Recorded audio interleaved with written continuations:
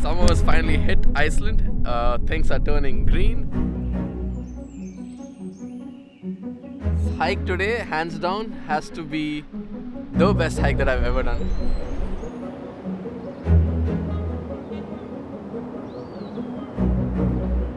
It's had a very scary off-road sort of an experience here. I mean,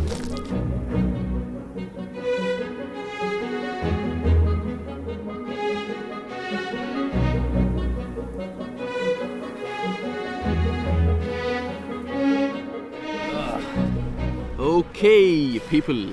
I hope all of you are doing great and good health and having a happy weekend again. We just drove 7 hours from the north of Iceland to the south, and what a drive, man. We kind of punched through snow and rain and then plains and waterfalls and mountains, all of that packed into the 7-hour drive, you know. So we are in South Iceland. South Iceland is the more marketed or the less shyer version of Iceland, right? And we spent the last 1 hour exploring Vestrahorn.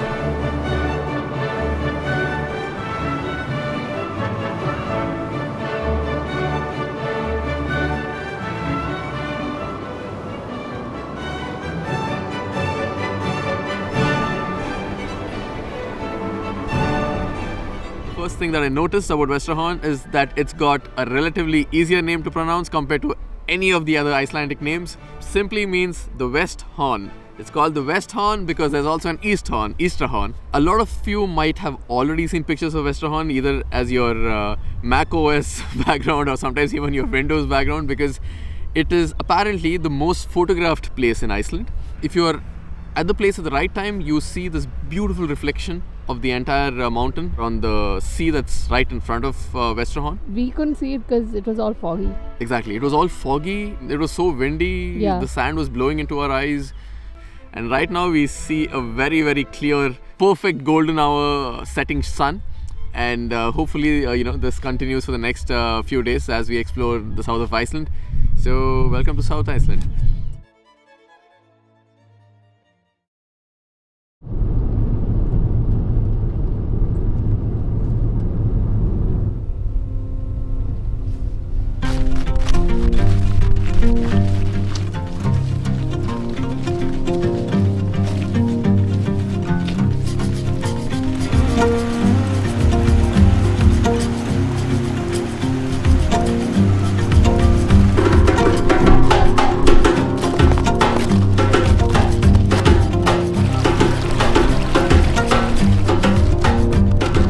Finished our glacier hiking tour. It lasted for about 3 hours and I absolutely loved it. The feeling of those crampons crushing into the snow, it's so bloody satisfying, right? We also learned so much about how Homo sapiens are screwing it up for this planet. Iceland has already lost its first glacier. The name of the glacier is Vatnajokull, spelled OK. The glacier is not okay. It's gone. Okay. Completely melted away, and in its place they have left a plaque, a warning to the future generations not to make the same mistake as us. Because if we don't take care of this, these glaciers will be gone within the next 100 years. Pressure your governments. I know they suck at doing things anyway, but try anyway, okay? Convince people. You're bowing down to this massive glacier which is so old and it's been there for like centuries and centuries, right? And yet it's so fragile because this entire area used to be covered with glacier. This whole place, even where we're sitting right now. And you can see how much it's receded. So it's kind of like sobering, that thought. But man, just going up that glacier, you feel like you feel a sort of respect for this landscape and for all the potential that it has.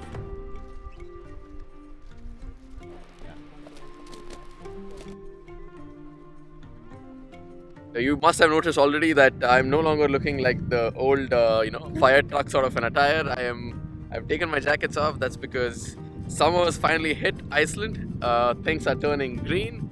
It's 13 degrees centigrade. This is the highest since we've been here. And it's clear blue sky. So all the colors are popping. I'm loving it.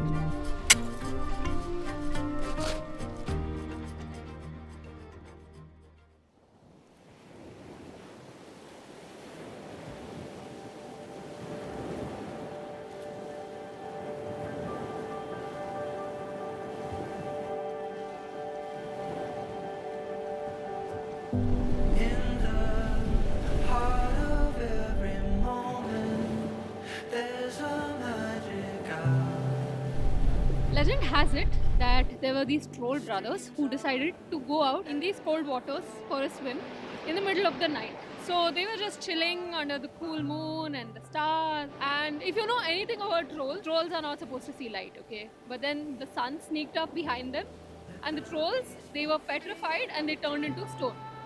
And the result of that is we have these three gorgeous sea stacks rising from the waters. It's right beside this black sand beach. The black sand beach is basically because this is entirely covered with volcanic sand. And these fellows that make for good seats, it is nature's attempt at building its very own skyscraper. And this is what happens when hot lava meets cool air. So the result is these fantastic towering structures which also make for good nests for little birdies. And of course, good seats for tourists. It's like it's found its spot and Wedged itself in the rock. it's been 2 weeks here in Iceland, and the Indian in me has finally given up. We couldn't find any Indian restaurants here, so we actually came to this Asian restaurants, hoping for some really spicy, noodles or I don't know, tupka sort of stuff. If anybody knows of any Indian restaurant in Beek, please do tell us. We definitely want to go and try it out. We are very desperate for it. Get married, and it set the date the wedding was to be. But I walked up to her house Asian food after 2 weeks. So hot and looks so wholesome. and I swore they'd never get away. I think I'll go for one more round of this. It's also cheap, so I'm already happy even without tasting it because, sorry, not cheap, inexpensive. Billy Joe took Mary Ann and went up to the dance hall one night.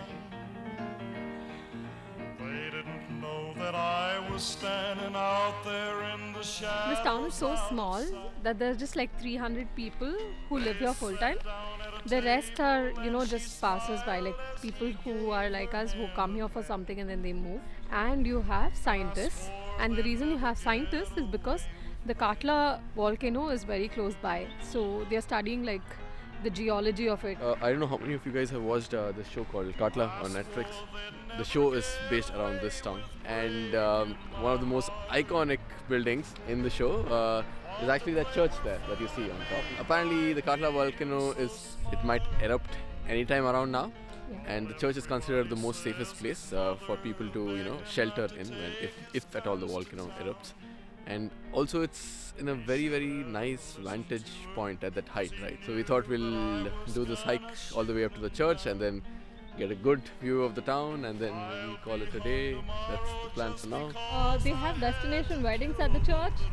Yeah, they have destination weddings at the church. So if you guys are into destination wedding, you can come there, put like one proper yele uta and serve your South Indian meals there. If you're into that kind of shit. He should have listened to her, 'cause he knew that I was gonna shoot him down. From the beginning of this trip, no, we're looking at the church from the windows only, man. Not getting to go inside only. Like we're cursed or something. Outcasts. I Outcasts. swore he'd never get away with that.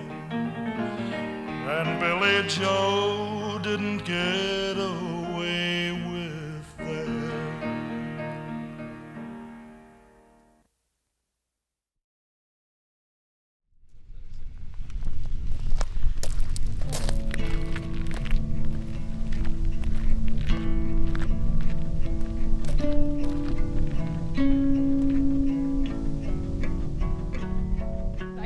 We are on a peninsula in the south coast of Iceland, a little further away from a town called as Vík. Now, Dyrhólaey, the name may not ring a bell, right? However, if you've grown up having any of these, automated screensaver thingies, you have definitely seen this place. It is one of the most photographed places on the planet. Does it live up to the hype in person?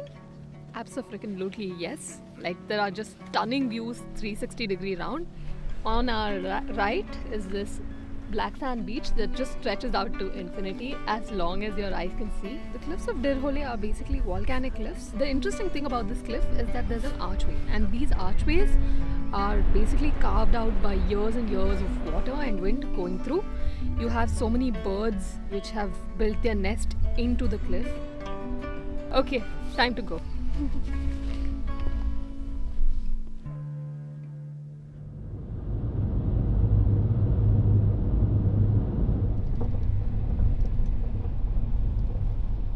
We just had a very scary off-road sort of an experience here. I mean, so some of these hikes in Iceland, right? They are like, they're kind of very secretive, and you don't have good approach roads to start the trail. So you have to take these muddy roads, and sometimes, depending on the time of the year, the roads can get really bad. So we had a two-wheel drive, and we were almost going to get stuck. So we decided to park our car there and not walk the remaining part of the motorable section of the hike.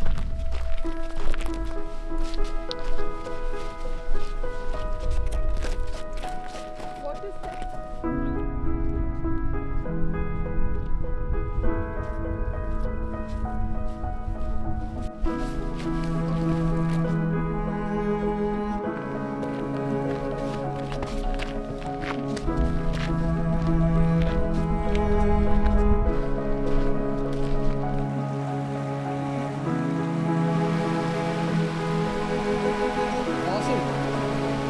We made some new friends, which is good because this hike turned out to be far more treacherous than we thought it would be. So it's always great to have company.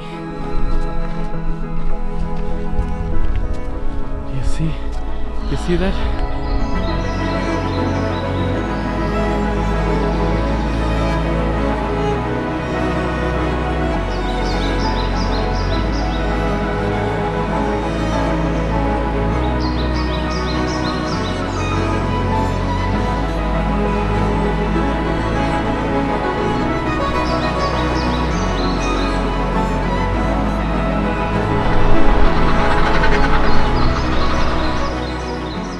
Okay, I've been saying this far too many times in Iceland, but then, dude, this hike has got to be, I mean, it's got to be the best hike that I've ever done. 1.5 hours of easy trail, but with a few really treacherous sections. At the end of it, you come to this canyon and you get this epic views of this canyon, all right? And it's I don't want to swear, but it's ape shit, dude. And it's crazy because you are standing at the top of the canyon, and inside the canyon there are like birds flying. It's like a massive party of birds going on there. And then the waterfalls, dude. We came here thinking there would be 2 waterfalls, but we saw these 2 waterfalls, and then there are like many hidden waterfalls all around. And then between the waterfalls you have these smaller waterfalls, like which are like these white threads falling through the walls of the canyon. And then the green moss, dude. It's crazy. I don't know, man. It's like a big grand party that, you know, that Mother Earth is doing right here.